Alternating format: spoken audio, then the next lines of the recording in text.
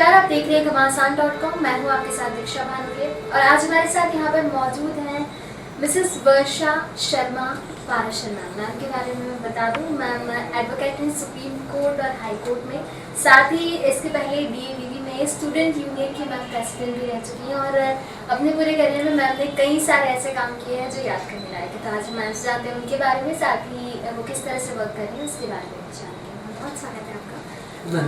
सबसे पहले मैं आपसे आपके बारे में जानना चाहूँगी। वैसे तो सभी लोग जानते हैं आपको, लेकिन फिर भी आप कहाँ से हैं, आपकी फैमिली कहाँ से है, आपका एजुकेशन क्या है? मेरा नाम वर्षा शर्मा पाराशर है। वर्तमान में मैंने होलकर साइंस कॉलेज से BSc MSc सांख्यिकी में किया है। मेरी एजुकेशन है MSc स्टैटिस्टिक्स। उसके बाद मैंने लॉ किया है, फिर LLM। आगे मेरी फर्दर स्टडीज़ के लिए PhD की प्रिपरेशन चल ही रही है। कोर्ट में प्रैक्टिस कर रही हूँ पिछले 6 सालों से, high court, district court, supreme court. और कॉलेज में NCC ABC सर्टिफिकेट हैं तीनों मेरे पास। नेशनल डिबेट कंपटीशन में यूनिवर्सिटी का रिप्रेजेंटेशन किया है। बेसबॉल, सॉफ्टबॉल में यूनिवर्सिटी खेली हूँ, नेशनल्स खेली हूँ। और बस जैसे ही स्टूडेंट यूनियन प्रेसिडेंट का इलेक्शन लड़ा तो बस समाज सेवा में वहीं से पदार्पण कर दिया। एडवोकेट बनने का विचार कब से मन में आया? कुछ खास रीजन है जो इस पेशे में इंटरेस्ट आया आपका? मेरा MSc हुआ स्टैटिस्टिक्स में, फिर मैंने सोचा PhD करेंगे, क्योंकि मैं यूनिवर्सिटी की टॉपर्स में से रही हूँ तो सोचा करेंगे। पर उसके बाद विचार यह था, क्योंकि मैं MSc जब मैं फर्स्ट ईयर में आई थी तभी मैं यूनियन का इलेक्शन लड़ ली थी, तो वहाँ पर देखा कि स्टूडेंट्स के साथ प्रॉब्लम है, कहीं पे टीचर्स के साथ प्रॉब्लम है, कहीं पे कैंपस प्रॉब्लम है। फिर ऐसे ही जब हम बाहर होते होते जब मैंने देखा कि 6 साल 7 साल काम किया लोगों के बीच में, तो देखा कि स्टूडेंट्स जब निकल जाते हैं इस लाइफ से बाहर भी, तो भी उनके साथ प्रॉब्लम्स है। प्रॉब्लम्स कभी खत्म होती नहीं है। यहाँ पर सॉल्यूशन हम है, बाहर की प्रॉब्लम्स के सॉल्यूशन क्या है? थानों का घेराव होना कि ये सॉल्यूशन है, FIR दर्ज करवा देना किसी पीड़िता की, वो सॉल्यूशन है? नहीं। आखिरी में आता है, बात यही होती है न्याय क्या है, न्याय कैसे मिलेगा। तो उस चीज में कि केवल FIR दर्ज कराना ही न्याय नहीं है, वो न्याय जो है हमें कहाँ से मिलता है। तो हमारी न्याय प्रणाली की ओर मेरा विचार गया और फिर उसके लिए मैंने फिर वकालत को पेशा चुना। मैम, आपकी फैमिली में भी कोई एडवोकेट है या आप ही हैं जिसने इस पेशे को चुना है? क्योंकि ऐसा देखा जाता है कि अगर फादर हैं या ग्रैंडफादर हैं तो हम भी उसी पेशे को चुनते हैं, हमारा इंटरेस्ट अपने आप आ जाता है। मेरे परिवार में व्यवसाय में है, टेक्निकल फील्ड्स में है, इंजीनियरिंग में है, B फार्मास्यूटिकल है, M फार्मा है, खुद की मतलब व्यापार व्यवसाय में है। एक मैं ही थी जिसने सबसे पहले इस पेशे को चुना। तो इसमें बहुत सब लोगों ने विचार किया कि सांख्यिकी के बाद, स्टैटिस्टिक्स में MSc के बाद प्रोफेशन सब कुछ सही था, सेटल था, डिसाइडेड था कि कहाँ जाना है, किस गवर्नमेंट सेक्टर की जॉब में जाना है, सांख्यिकी विभाग में जा सकती हैं आप। फिर एकदम से इतना बड़ा चेंज देखे सबने पूछा। मैंने बोला कि मुझे यहाँ संतोष मिलेगा, मुझे यह पसंद आ रहा है कि मैं क्या कर पाऊंगी खुद के लिए तो सही, औरों के लिए भी क्या। तो मुझे देखते हुए फिर मेरे परिवार में कई लोगों ने, कई छोटे भाई बहनों ने यह प्रोफेशन चुना। मेरे रिश्तेदारों में भी अब कई बच्चे वकालत कर रहे हैं। आप DAVV की स्टूडेंट यूनियन प्रेसिडेंट रह चुकी हैं, तो किस तरह का एक्सपीरियंस रहा है आपके लिए? ये एक्सपीरियंस बहुत ही अद्भुत था। मतलब वह जो है एक्सपीरियंस वह सोचा नहीं जा सकता कि माता पिता, देवी अल्लाह विश्वविद्यालय मध्य प्रदेश की सबसे बड़ी यूनिवर्सिटी है, वहाँ पर माँ बाप खरगोन, खंडवा, बड़वा, अंजड़, बड़वानी, छोटे छोटे शहरों से, छोटे छोटे नगरों से, छोटे छोटे ग्रामीण अंचलों से अपने बच्चों को पढ़ने के लिए पूरी ताकत लगाकर भेजते हैं। वह सोचते हैं कि हमारा बच्चा जो यहाँ पर नहीं कर पाया वहाँ पीली बस में जाएगा, वहाँ पर ऐसे रहेगा, यह लाइफ होगी, वह पढ़ेगा, बड़ा अधिकारी बनेगा। परंतु वो जब बच्चे आते हैं वहाँ से तो हमें पता चलता है कि यहाँ पर आकर बहुत सारी उनको सुविधाएं तो मिलती हैं, परंतु उनसे जब बात करते हैं कि आप इतनी दूर से, आपके पेरेंट्स आपकी खेती, आपकी चीज़ों को मतलब गिरवी रखकर आपको भेज रहे हैं, तो वहाँ पर अंदाज़ा लगता है कि आज ज़रूरत है कि जो सुविधाएं इंदौर में है पढ़ाई के लिए, वहाँ जो सरकारी कॉलेजेस हैं, सरकारी स्कूल हैं, वहाँ पर भी होनी चाहिए। स्टूडेंट्स बहुत ही मेहनत करना चाहते हैं, तो जो वो यहाँ पर पैसा डबल टेबल यानी 4-5 गुना पैसा खर्च कर रहे हैं इंदौर में, जो कि डबल से भी ज्यादा बोझ उनके माँ बाप के ऊपर आ रहा है, उनके लिए सुविधाएं वहाँ होनी चाहिए। इसके लिए हम बहुत मेहनत करते हैं। हमने यहाँ पर यूनिवर्सिटी में डिमांड की कि जैसे एग्जाम परीक्षा नियंत्रक का जो कंट्रोल रूम है वो केवल यहीं पर क्यों है इंदौर में, वहाँ अलीराजपुर से, झाबुआ से जो बच्चे आ रहे हैं जिनके पास इतनी क्षमता नहीं है जिनके माता पिता की कि वो उनको पैसा दे दें एक समय के बस का सफर का, वो उनको वहाँ कैसे रोक पा रहे हैं। तो अभी बहुत आवश्यकता है कि हमारी यूनिवर्सिटी, हमारा शासन, हमारा प्रशासन इन लोगों के लिए जो इतनी दूर से बच्चे आते हैं उनके लिए कार्य करे, उनके लिए मेहनत करे।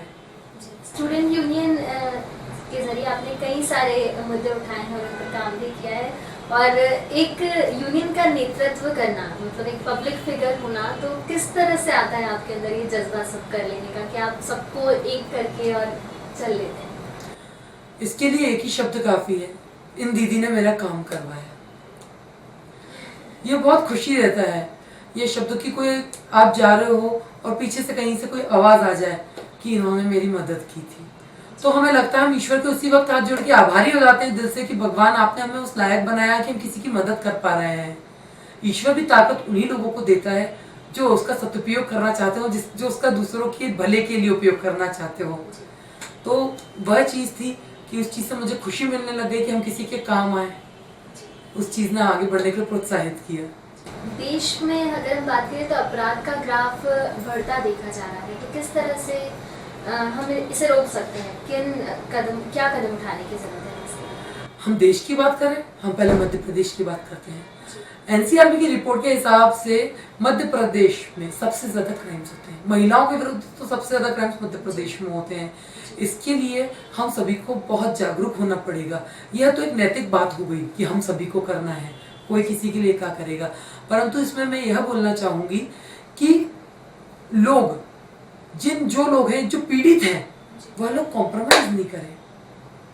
आखिरी में वो लोग कोर्ट में आकर दबाव के कारण, पैसे के कारण या किसी भी लालच के कारण, या उनको लगता है कि उनके परिवार के साथ और कोई किसी डर के कारण वो लोग जब कॉम्प्रोमाइज कर लेती हैं, उसके कारण जो लोग अपराधी प्रवृत्ति आरोपी रहते हैं उनके हौसले बुलंद हो जाते हैं। तो यह समाज से मेरी मांग है कि यदि आपके साथ कुछ गलत हुआ है तो आप पीछे ना हटें, क्योंकि जो लोग आपके साथ खड़े हैं वो आपका सपोर्ट करते हैं, और आइंदा से अगर वो लोग किसी की मदद नहीं करेंगे तो वो इसीलिए नहीं करेंगे क्योंकि जब उन्होंने आपकी मदद की थी आप पीछे हट गए थे, आपने कॉम्प्रोमाइज कर लिया था। तो please no compromise with this kind of activities. महिलाओं की बात निकली है तो मैं कहना चाहूंगी कि महिलाएं काफी आगे बढ़ गई हैं। हर क्षेत्र में हम देख रहे हैं कि महिलाओं का दबदबा है, लेकिन फिर भी कहीं ना कहीं देखने में आता है कि कुछ एक जगह पर भी उन्हें रोका जा रहा है। तो रोकने वालों को आप क्या कहेंगी और महिलाओं को क्या समझाइश देना चाहिए? महिलाएं रोके नहीं रुक सकती हैं, उनके लिए सिर्फ मैं इतना ही कहना चाहूंगी, हम लोग भावुक हैं। महिलाओं में बहुत ही अच्छा तत्व है, लोगों से बेहतर है हम, हमारे अंदर भावनाएं हैं जो हमें कभी भी गलत करने नहीं देती हैं। हमने अपनी भावनाओं का ध्यान रखते हुए हम लोगों के लिए कॉम्प्रोमाइज करते हैं, बहुत अच्छी बात है। इस चीज को सब लोग सोचते हैं कि नहीं मैं कॉम्प्रोमाइज कर लेती हूँ, ये नहीं वो नहीं। आप लोग अपनी भावनाओं को, अपने मन की बात सुने, अपने परिवार के साथ हर बात शेयर करें। हमारा परिवार हमारे समाज की प्रथम इकाई है। हमारा परिवार के प्रति हमारी ईमानदारी हमें बहुत आगे बढ़ाएगी। तो सबसे पहले यह है कि हम अपनी इकाई को मजबूत करें, जिससे समाज मजबूत होगा। परिवार का सहयोग महिला को बहुत आगे लेके जाता है और महिला का सहयोग पूरे परिवार और समाज को बुलंदियों पर खड़ा करता है। देश की न्याय व्यवस्था से आप जुड़े हुए हैं, तो कई बार ऐसा देखा जाता है कि व्यक्ति परेशान हो जाता है लेकिन न्याय उसे कई बार नहीं मिल पाता। तो क्या आपके हिसाब से हमें कुछ सुधारों की जरूरत है या कोई एक पॉइंट है जिसके जरिए हम जल्द से जल्द न्याय दिला सकें? बिल्कुल, बहुत प्रैक्टिकल बात है। जैसे कहा जाता है जस्टिस डिले जस्टिस डिनाय। हाँ, देरी होती है क्योंकि कुछ नियम सब कुछ है, परंतु हमारे यहाँ पर न्याय प्रणाली में जजेस की कमी है, जिसके लिए कई बार लोगों ने PIL भी लगाई है, सुप्रीम कोर्ट में याचिकाएं भी दायर हो चुकी हैं। तो इसके लिए आवश्यकता है कि जल्दी से जल्दी बहुत अच्छे जजेस आए, एग्जामिनेशन टाइम पर कंडक्ट हो और इस हिसाब से प्रेशर भी कम होगा, जिसके कारण जजेस अच्छे रिजल्ट्स भी दे पाएंगे। हमारे यहाँ पर जो न्याय प्रणाली है उसके लिए कैंपस अच्छे होने चाहिए, लोगों के लिए सुविधाएं होनी चाहिए, पुलिस प्रशासन को, महकमे को मदद होनी चाहिए और ईमानदारी से काम होना चाहिए। हमारे समाज को, स्पेशली युवाओं को आप क्या संदेश देना चाहेंगे कि किस तरह वो अपने भविष्य का निर्माण करें? क्योंकि कहते हैं कि युवा देश का भविष्य है, तो शायद वो अपने आप को अच्छा करेंगे तो देश अच्छा होगा। आह्वान करूंगी नशा मुक्त भारत। यह जो नशा है हमारे देश के वट वृक्ष रूपी जड़ में छाछ का काम कर रहा है। छाछ अर्थात वह हमारे इस वृक्ष को सुखाने की ताकत रख रहा है। आज की तारीख में 15, 16, 14 साल की उम्र के बच्चे नशा कर रहे हैं, उससे भी कम उम्र के बच्चों के पास नशा पाया जा रहा है।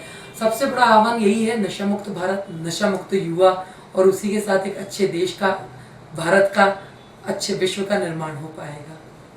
वर्षा मैम से हमने कई सारी बातें जानी, किस तरह से उन्होंने काम किया उसके बारे में जाना, और सबसे आखिर में मैम ने जो एक आह्वान किया है कि नशा मुक्त भारत होना चाहिए, नशा मुक्त युवा होना चाहिए, तो ये युवाओं का कर्तव्य बनता है कि वो जितना हो सके नशे से दूर रहें, क्योंकि ये कहीं ना कहीं आपके लिए अच्छा नहीं है। तो अगर आप नशे से दूर रहेंगे तो खुद को भी अच्छा रख पाएंगे और आगे समाज को भी अच्छा रख पाएंगे। Thank you so much. Subscribe our channel and press the bell icon for more updates.